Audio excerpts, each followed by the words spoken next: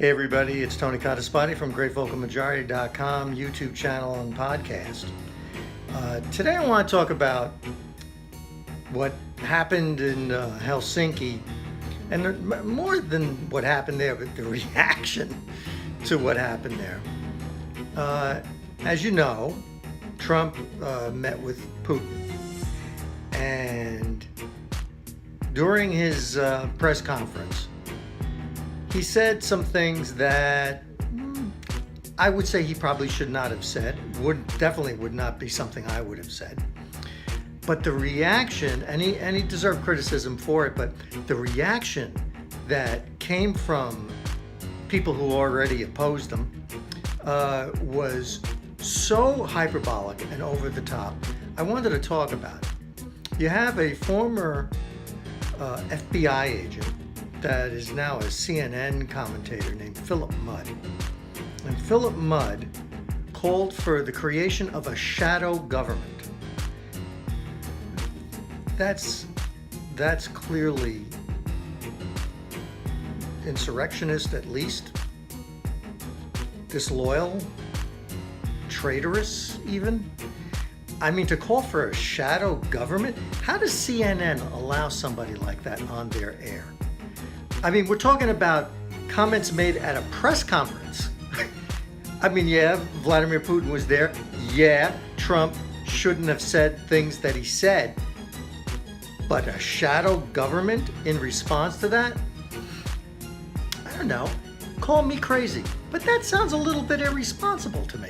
Does it sound irresponsible to you when there's a press conference and a president of the United States says something that is probably not properly worded, or at the very least, and stupid, you know, in the extreme?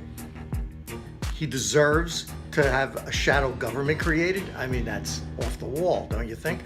And then we have Congressman, I think his name is Stephen Cohen, and he's from Tennessee. Now, this is the guy, you'll remember, just a week ago, when Peter Strzok was testifying before those committees, said that Strzok deserved to get the Purple Heart for enduring what he endured in that committee hearing. Of course, Cohen later apologized, obviously not sincere. And you know how I know he wasn't sincere? Because he called for the military to overthrow the president. He actually did that. He said that the military should take care of things because the president is obviously in the hands of our enemy. It's not so obvious to me, but again, on the strength of what? What evidence? On the strength of a press conference where Trump said something you didn't like, so therefore we have to have a military coup? I mean, doesn't this sound crazy? It does, because you know why? Because it is. It is crazy. But it doesn't stop there. You got John Brennan. Now, John Brennan is a guy who should never even have been in government. I don't understand how a man who was a former communist, I mean, the man voted for Gus Hall for president. That hasn't been denied. How do you vote for Gus Hall for president, a communist, during the height of the Cold War, I might add, and not just become the head of the CIA? I mean, how did he even get hired by the CIA or the government at all? I mean, he showed signs very early on that he was a disloyal American, but yet he is the head of the CIA. But of course, who picked him to be the head of the CIA? Barack Obama. Oh boy, there's a real shock. I mean, we're not talking about, you know, William F. Buckley here. We're talking about Barack Obama appointing a guy who voted communist to be the head of the CIA, whose mission for much of its existence was to, I don't know, find communists and, you know, defeat them.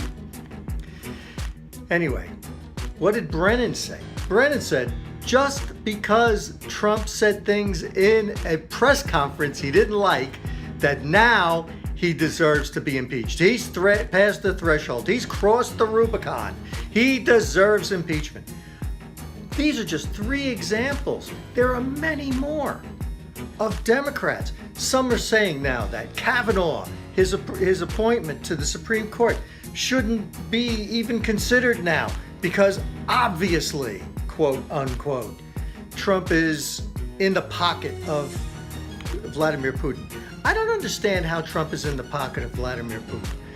You know, when I look at, Trump has talked softly about Vladimir Putin and Russia, and maybe that has something to do with the fact that they have 13,000 nuclear warheads. I'm just saying. Maybe it does, maybe it doesn't, I don't know. But he has talked very harshly about other people that are our allies and other enemies, like Kim Jong-un, prior to the summit with him. But he hasn't acted softly against Russia at all.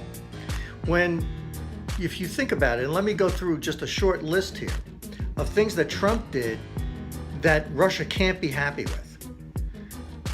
For example, one of the things he did was he gave lethal arms to the Ukrainians. Now the Ukrainians are worried about the Russians because the Russians want to reabsorb Ukraine. They already took Crimea, and that was, until they took it, part of the Ukraine, or part of Ukraine. I'm not supposed to say the. Anyway, so he gave them arms. Do you think Putin's happy with that? If you were in the pocket of Putin, would you be giving the Ukrainians arms? No. He also forward deployed American or NATO forces into the Baltic states because they're really afraid, because there's a lot of Russian-speaking people in those places, and they are targeted by Vladimir Putin because he does seem to be aggressively grabbing territory. He did it under Bush when he invaded Georgia in 2008. He did it with Crimea, and Obama didn't respond. And so now Trump is standing up and saying, we're going to put forces forward towards the Russian border in the Baltic states as a message, as a warning to Vladimir Putin, this line you do not cross. Okay, does that appease Putin? Now, more strategically, that's a tactical move. More strategically, what has Trump done? He deregulated the energy industry. He opened up ANWR. He's opening up lands for oil and gas exploration. And how does that affect Russia? Well, it affects Russia because Russia without oil and gas is nothing. John McCain even called Russia a gas station. And that's not too far from the truth, because Russia's main export, what they rely on most of all, what funds everything they do, is the world price of fossil fuel, oil and gas. And so by deregulating those industries in the United States and by making the United States the world's leading exporter of those things, we are depressing the world prices of oil and natural gas. Who does that hurt? It hurts Vladimir Putin and Russia. That's not unintentional. That's intentional. And if it wasn't, who do you think benefits from higher prices? All of our enemies. Iran, Russia. You could think of others in the Middle East that aren't really quite friends, that could benefit from higher prices. But by deregulating the industry, Trump is at least putting downward pressure on oil and gas prices, which tends to impoverish, maybe that's an exaggeration, but it tends to take money away from people like Putin. It's not something Putin would be happy about. Also, when Barack Obama ceded Syria to the Russians, remember, Vladimir Putin promised to disarm all the WMD out of Syrian hands. And then we later find that Syria is using chemical weapons, which we know because Russia was supposed to have gotten rid of them all and attested to the fact that they had already gotten rid of them all, meant that we were deceived. The Obama administration was deceived. So what did Trump do when he found them using chemical weapons again? He sent 50 cruise missiles over there. That can't be something that made Putin happy. And moreover, when the United States had military forces in the region, and there was an issue that came up where some Russian paramilitary types were beginning to approach in an aggressive manner on American forces, President Trump gave the generals out in the field, Mad Dog Mattis, said, do what you got to do. And what did Mad Dog Mattis do? He annihilated them. And something like 250 Russians were killed. They were obliterated by our artillery shelling. That couldn't have made Putin happy, but somehow Trump is in Putin's pocket. Now, just consider this. Barack Obama was never this confrontational with Vladimir Putin. In fact, he told Dmitry Medvedev that he would be flexible. You've seen all these things 1,000 times on the news, I'm sure. So it's hard for me to really grasp what the hell the Democrats think they're doing by being so over the top with Trump making a couple of stupid statements that he should not have made, and he does deserve criticism for. But the Democrats and some of these anti-Trump Republicans are taking this to a hyperbolic level that is so completely off the wall. They're discrediting themselves. I think they believe that the public just needs to support them and just needs a reason to support them. But it's not like that for Trump supporters. Trump supporters look at people like Brennan, Philip Mudd, and congressmen and senators that never liked Trump, never will like Trump. They look at them as their opinion is tainted. Their opinion's tainted because they hate the man. And average Americans who support him, who don't really particularly care for some of the ways he does things or says things, are looking at it more in terms of, well, what is he actually doing? More than what he's saying. Okay, we didn't like what he said in Helsinki, but what's he actually doing? And that's what's important for us. And that's what should be important for every American. You don't worry so much about what a president says or any politician, what they say.